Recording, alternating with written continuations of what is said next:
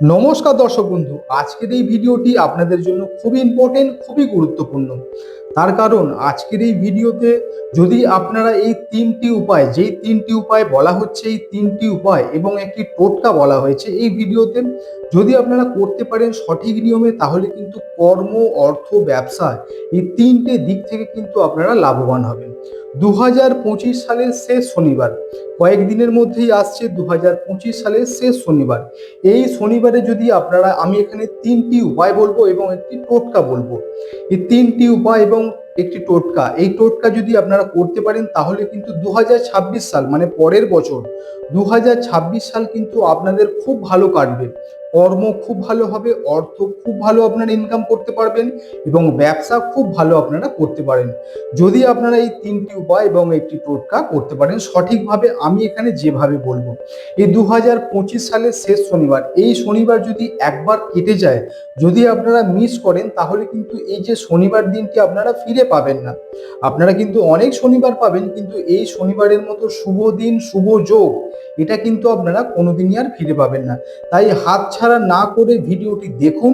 আমি এখানে যেই উপায় বলছি এবং যেই টোটকাটি বলছি আপনারা অবশ্যই করুন। সমস্ত দিক থেকে আপনারা লাভবান হবেন, সমস্ত দিক থেকে আপনারা হ্যাপি থাকতে পারবেন।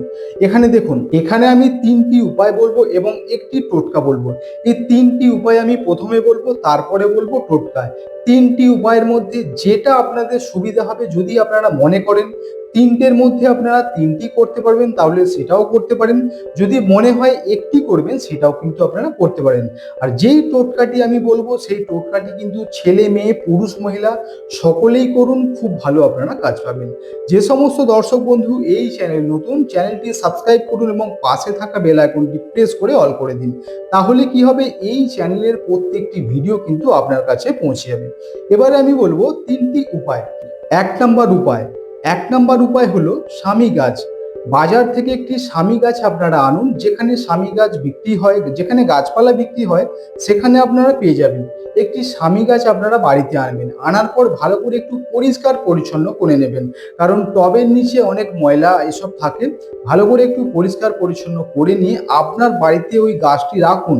রাখার পরে কিন্তু পুজো করুন, ফুল দেবেন, ধূপ দেবেন, দিয়ে আপনারা অবশ্যই পুজো করুন এবং সন্ধ্যায় একটি করে প্রদীপ জ্বালান, সর্ষের তেলের প্রদীপ। এই উপায়টি আপনারা অবশ্যই করুন, খুব ভালো আপনারা কাজ পাবেন। দু নম্বর উপায়, দু নম্বর উপায়টি হলো, আপনি যেখানে থাকেন আপনার বাড়ির আশপাশে দেখুন কোথায় অশ্বত্থ গাছ আছে, একটু খোঁজ করলে আপনারা পেয়ে যাবেন। সেই অশ্বত্থ গাছের গোড়ায় এই যে শনিবার আসছে, এই শনিবারে কি করবেন, একটি বড় সাইজের মাটির প্রদীপ নেবেন, ছোট প্রদীপ নেবেন না। আমি বারবার করে বলছি, একটু বড় সাইজের আপনারা প্রদীপ নেবেন, মাটির প্রদীপ।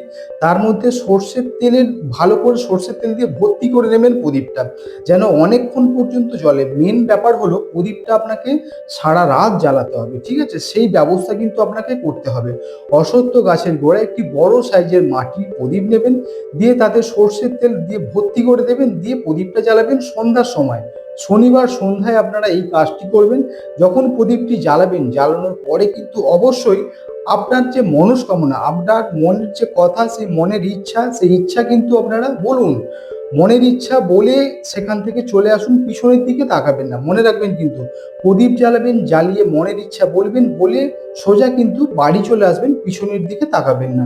তিন নাম্বার, তিন নম্বরের যে উপায়টি সেটি হলো, শনি মন্দিরে অবশ্যই আপনারা যান, শনিবার দিন গিয়ে পুজো দেবেন। আর অবশ্যই এই যে শনিবার, শেষ শনিবার, এই শেষ শনিবারে যখন আপনারা পুজো দেবেন, অবশ্যই একটি বড় সাইজের নীল অপরাজিতা ফুলের আপনারা মালা দিয়ে কিন্তু পুজো দেবেন। মনে রাখবেন কিন্তু, পুজো দেওয়ার সময় অবশ্যই কিন্তু এটি লক্ষ্য রাখবেন, নীল অপরাজিতা ফুলের মালা আপনারা দিয়ে কিন্তু পুজো দেবেন। তারপরে কি করবেন, প্রদীপ জ্বালাবেন। সেই প্রদীপের মধ্যে সামান্য কিছুটা কালো তিল দেবেন এবং সর্ষের তেল দিয়ে প্রদীপ জ্বালাবেন, এবং আপনার যে মনের কষ্ট, মনের ইচ্ছা, সেগুলি কিন্তু অবশ্যই বলে সেই প্রদীপটি আপনারা জ্বালাবেন সর্ষের তেল এবং সামান্য কিছুটা কালো তিল দিয়ে।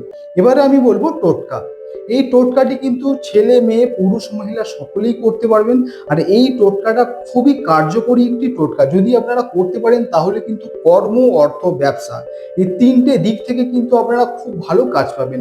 অনেক ব্যক্তিদের কর্মের জায়গায় ঝামেলা অশান্তি ছিল, কর্মের জায়গায় প্রচুর শত্রু ছিল, কর্মে নানান ধরনের সমস্যা ছিল, সেই নানান ধরনের সমস্যা থেকে কিন্তু আপনারা মুক্তি পাবেন যদি এই টোটকাটি আপনারা সঠিকভাবে করতে পারেন। অর্থ, অনেকের কিন্তু আর্থিক উন্নতি কিছুতেই হচ্ছিল না, অর্থ আসার পথে বাধা, আর্থিক উন্নতির পথে বাধা, অর্থ কষ্ট লেগেই ছিল। এই সমস্ত দিক থেকে কিন্তু আপনারা মুক্তি পাবেন যদি আপনারা এই টোটকাটি সঠিকভাবে, আমি যেভাবে বলবো এই টোটকাটি যদি আপনারা সঠিকভাবে করতে পারেন। এবং অনেকের ক্ষেত্রে ব্যবসা ঠিকঠাক মতো চলছিল না, ব্যবসায় নানান ধরনের বাধা ছিল, ব্যবসার জায়গায় শত্রু বেড়ে গেছিল। যদি আপনারা এই টোটকাটি সঠিকভাবে করতে পারেন তাহলে কিন্তু আপনার ব্যবসার দিক থেকে দারুণ উন্নতি আপনারা করতে পারেন, এইটুকু আমি বলতে পারবো।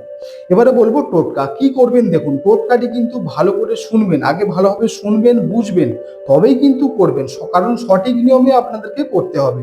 দেখুন কি করবেন, একটি বর্গাকার রূপোর টুকরো নেবেন।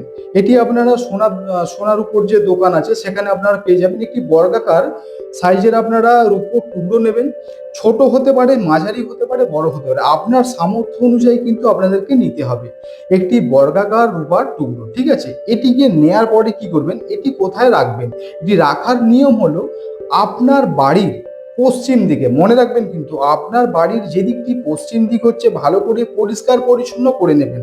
করে নেয়ার পরে সেখানে কিন্তু ঠিক পশ্চিম দিকের মাঝামাঝি অংশে, মাঝামাঝি জায়গায় কি করবেন, একটি ছোট নীল কাপড় রাখবেন। ছোট নীল কাপড়ের টুকরো, অবশ্যই কিন্তু ভালো কাপড় নেবেন, নতুন কাপড় নেবেন, ঠিক আছে। ইউজ বা ব্যবহার করা কাপড় কিন্তু নেবেন না, কথাটি কিন্তু ভালোভাবে মনে রাখবেন।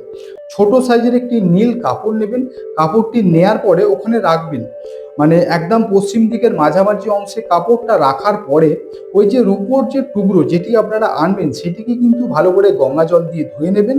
ধুয়ে নেওয়ার পরে ওই কাপড়, নীল কাপড়ের মধ্যে আপনারা রাখবেন। রাখার পরে কি করবেন, ওই শনিবার থেকে শুরু করে, এটি কিন্তু আপনাদেরকে শনিবারই করতে হবে, শনিবার থেকে শুরু করে ওর মধ্যে কিন্তু প্রতিদিন আপনারা ধূপবাতি দেখাবেন। আর দেখানোর সময় কিন্তু আপনার যে মনের ইচ্ছে, মনের যে কথা, মনস্কামনা অবশ্যই কিন্তু বলবেন। দেখবেন খুব তাড়াতাড়ির মধ্যে আপনার যে মনস্কামনা পূরণ হবে।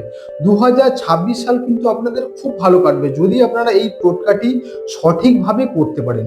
আর এই যে রূপোর টুকরোর মধ্যে অবশ্যই কিন্তু আমি বারবার করে একটাই কথা বলছি, প্রতিদিন যদি ধূপবাতি আপনারা দেখাতে পারেন তাহলে কিন্তু খুব ভালো আপনারা কাজ পাবেন। আজকের ভিডিও এই পর্যন্ত। যদি ভিডিওটি ভালো লাগে অবশ্যই লাইক করুন, কমেন্ট করুন এবং ভিডিওটি শেয়ার করে প্রত্যেকটা মানুষের কাছে পৌঁছে দিন। ধন্যবাদ।